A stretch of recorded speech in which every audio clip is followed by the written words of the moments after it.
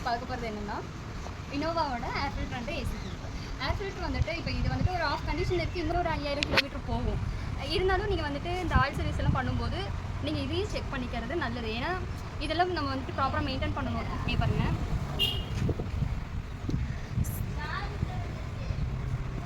So இதெல்லாம் போயிருந்துச்சுன்னா நீங்கள் அப்பப்போ சர்வீஸ் பண்ணும்போது மொத்தமாக மாற்றுறது நல்லது. இனோவாவோட ஏசி ஃபில்டர் வந்துட்டு எங்கே வரும்னு சொல்லி காமிக்கிறேன். இந்த இடத்துக்கிட்ட வரும். நம்ம டேஷ்போர்டு இருக்குல்ல, டேஷ்போர்டுக்கு பின்னாடி தான் இந்த வந்துட்டு ஏசி ஃபில்டர் வரும்.